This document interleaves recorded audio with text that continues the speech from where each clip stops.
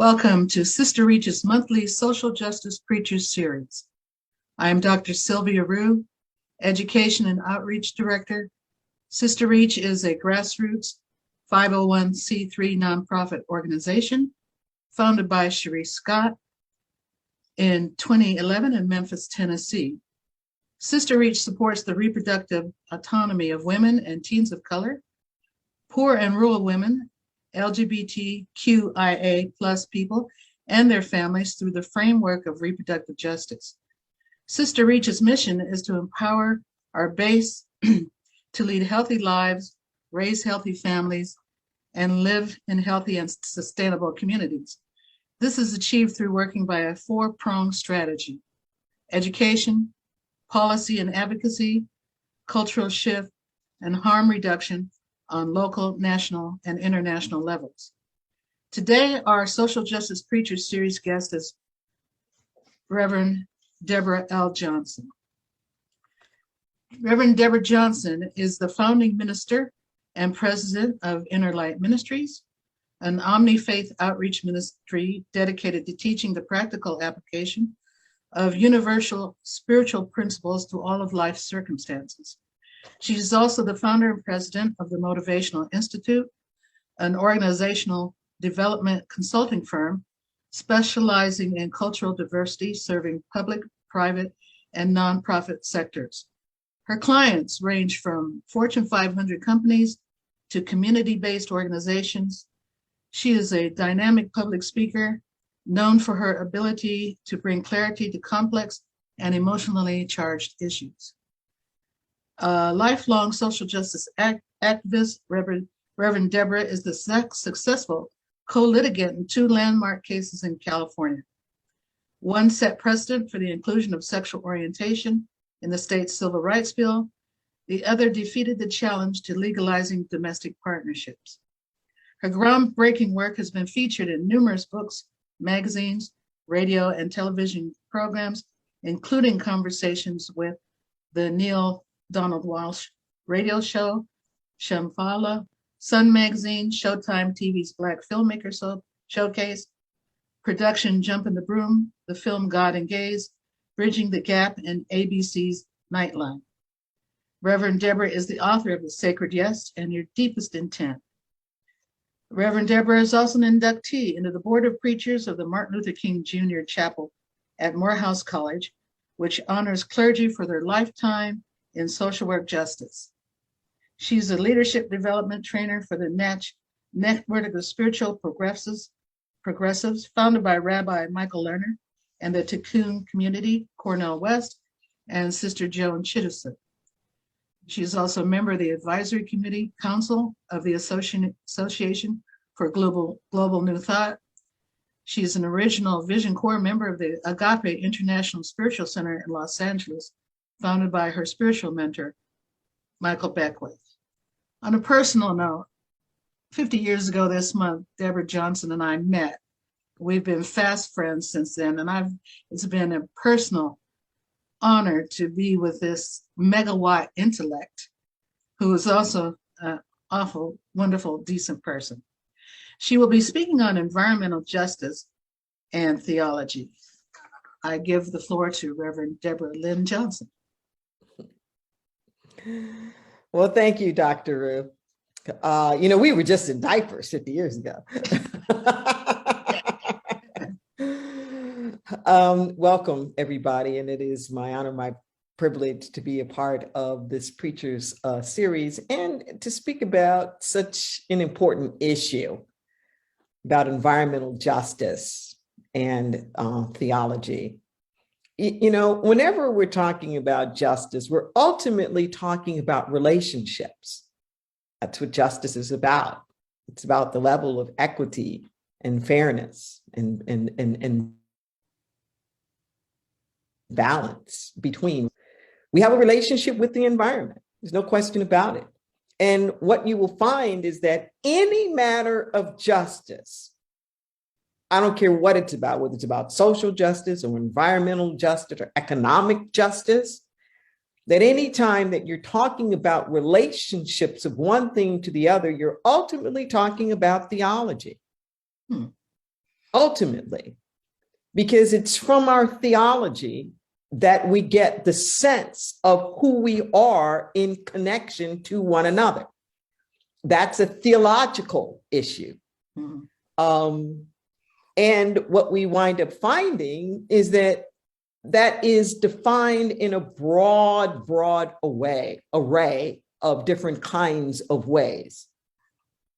When you look at more indigenous cultures, the cultures that are living closer to the earth, the ones that are living lives that are more simplistic, back more towards the beginning, so to speak, what we find is that those cultures live in harmony with nature. They live in harmony with nature. Mm-hmm. They have a greater understanding of the interconnectedness, the sacred interdependence of all life. Right. So their approach to the environment is usually to try to be in balance with it. They're trying to work with it. They're not trying to master it. They're not trying to dominate it. There's a humility that they have as a human species in recognizing the majesty of the planet, the majesty of the wisdom and the intelligence that is the animating force of all life. Mm-hmm. And more indigenous cultures will try to respect the environment. They'll try to live in harmony and in balance with the environment. They understand that life comes out of it, that life goes back into the earth, but life comes out of the earth and goes back into the earth. And they will perceive themselves as stewards, There isn't as much of a sense of the earth belonging to them as it is that they are heirs. They are caretakers, and that they are holding the planet in sacred trust for the generations to come. So there's no thought of ripping it off or hoarding it or trying to consume it or, heaven forbid, doing anything to it that's going to make it less inhabitable, less productive, or less beautiful for the generations to come. Mm-hmm. See, that's a theological perspective, to believe that you are one with nature, that you are one with the planet, that it is your sacred charge to live in that oneness along with everything else that's alive. Harmony is one kind of a theological perspective. On the other extreme, and I'm speaking of these as polarities, not as though that they are the only ways of looking at it, but I think if we're wanting to look at things in a continuum, an array of expressions, that these kind of polar positions say it all. So on the one hand, you have the harmony that's living in a sacred interdependence, interconnectedness. And then you have hierarchy, where the human species is not perceived as being fundamentally a part of nature, mm-hmm. but somehow above nature, mm-hmm. above nature, that there isn't this sense of a oneness. There's the material world, then there's humanity. And in this hierarchy, humanity is given dominion over the material world. Right. Excuse me, so that the relationship is not one of interdependence, it's a utilitarian relationship. Right. So that the earth, the planet, and all of its resources are there to be used, and if necessary, exploited for the purpose or the benefit, the joy, the enjoyment, the posterity of human beings.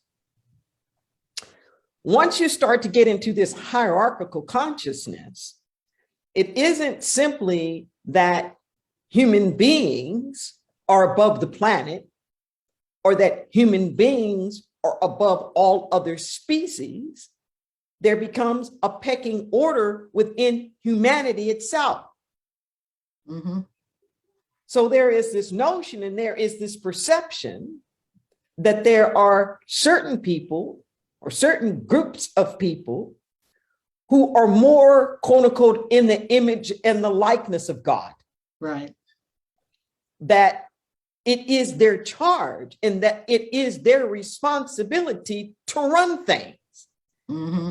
That they have, in fact, been placed in this position of dominion. They have been placed in this position of authority, that it is not only their right, but that it is their responsibility to be the decision maker, to be the distributor of the world's resources, and they prioritize their own needs above anybody else's. You get out of that things like colonization. You get things like environmental pollution. You get things like relocation and the genocide that happens with relocation. You get all of these things that, once again, we think of them as social ills, but they're really from the outgrowth of theological paradigms. Mm-hmm. Everybody just let that sink in. Yeah. Let that sink in for a moment. Right. And the important part about this is that we will never heal the ills unless we deal with the underlying consciousness that's starting it. Right. So we're here in 2022 now. This is February. This is Black History Month. A few weeks ago, we were celebrating the King Weekend. And it's over these very things that I'm talking about right now that Martin Luther King Jr. lost his life.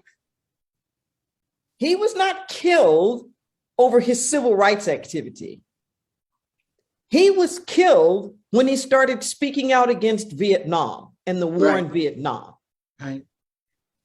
His particular speech, which I still think was the greatest speech of all times, actually written by Dr. Vincent Harding, who recently passed away. It's called Beyond Vietnam, or sometimes it's referred to as the Riverside speech, because it was delivered at the Riverside Church in New York City, which is still one of the most progressive and at the pinnacle of social justice work. Right. And he gave that speech to that particular congregation and all of the dignitaries who had gathered there. And what King was pointing out was what we were doing in Vietnam was wrong. Right. That not only was it wrong what we were doing to the people, but he particularly called out what was wrong that we were doing to the planet. Yes. That the way that we were ravishing the hillsides and burning the crops and making the lands inhabitable, and saying, we don't have a right to do that.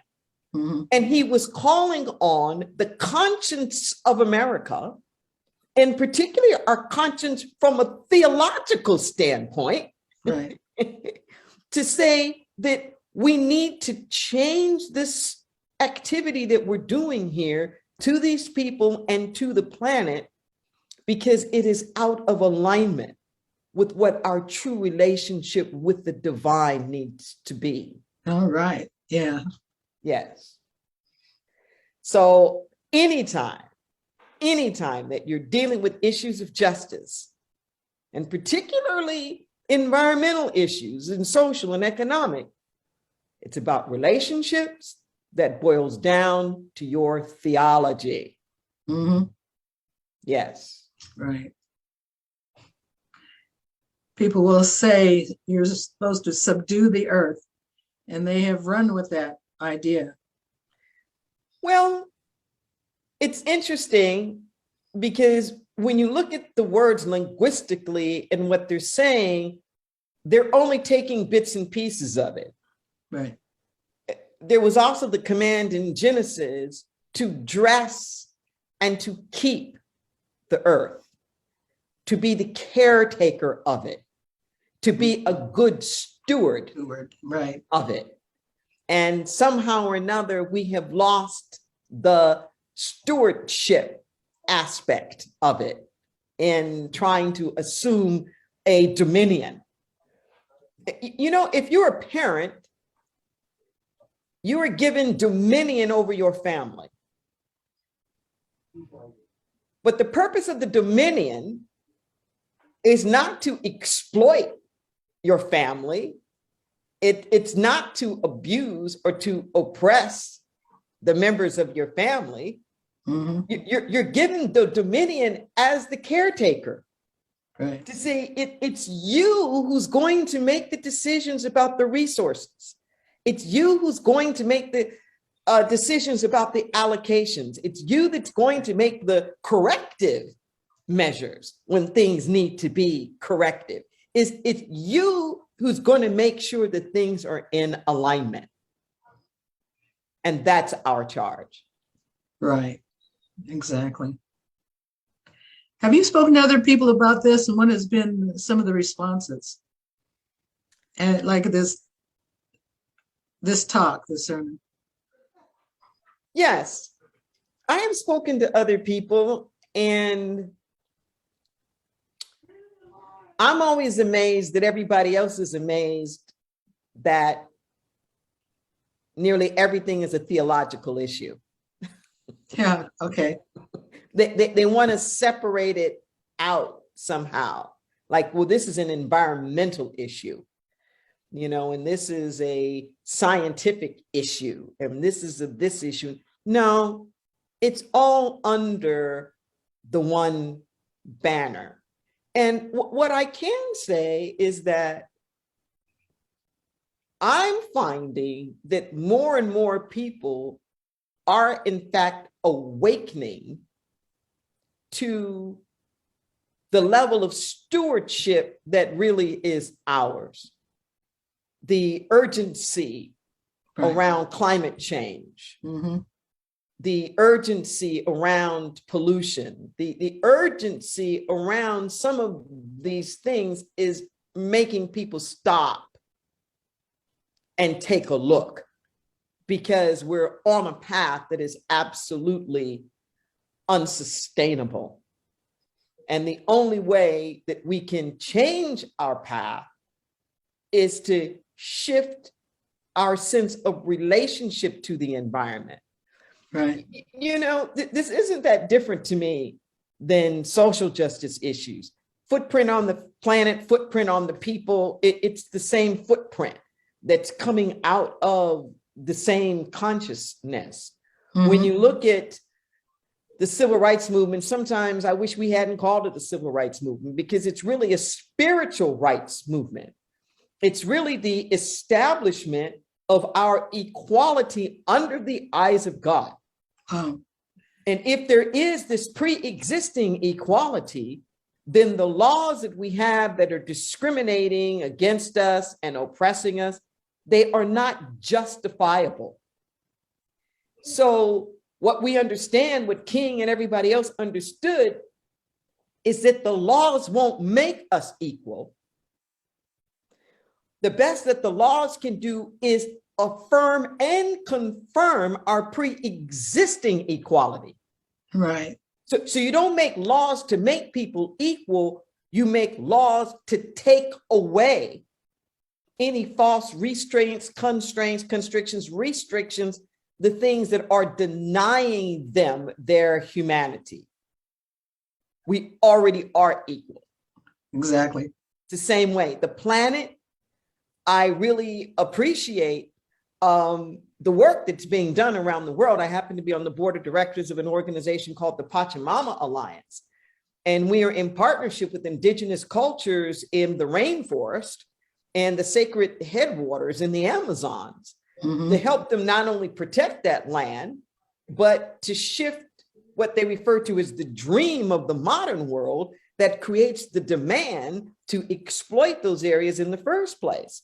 And Ecuador was one of the very first, if not the first, to have nature, the planet, actually have constitutional rights. There you go. That's amazing. Yes, personhood, Yes. so to speak. We're making corporations people in Right. the United States as opposed to the planet. Oh, that's amazing. Do you have anything else to say? Because that was a lot. That was just wonderful. No, I would say that I would ask for each and every person to really do your part. Okay, do your part. Don't just point the finger here, there, and what are the corporations doing, or this one doing, or that one doing? You know, what can you do? What can you do? Right. To be a good steward of the earth? That's our commission as human beings. Yes, and a good steward of the planet, and a good steward of your neighborhood, and to make sure that we are not just exporting the ills over to someplace else so that we don't have to deal with it. There's only one planet, and we're all on it. I'll end with this image. I saw this cartoon sketch once, and it just really cracked me up. It has this boat that's in the water. It's like a rowboat, but it's tilted down into the water. It's sinking. So one side of it, you can see clearly has a hole, and the people on that side are busy trying to bail the water out. And then you have some other people who are kind of sitting on the top of the boat as it's tilted up, and they're looking down at the people who are bailing the water out. And the bubble caption says, "I'm glad the hole's not on our side of the boat." Yes. That's good. A hole anywhere, we're all going down. That's right. That's right. Yes. I thank you so much for having a chance to share with you today. Thank you so much. And we will talk later. Thank you so much. Peace and blessings, everyone. Okay.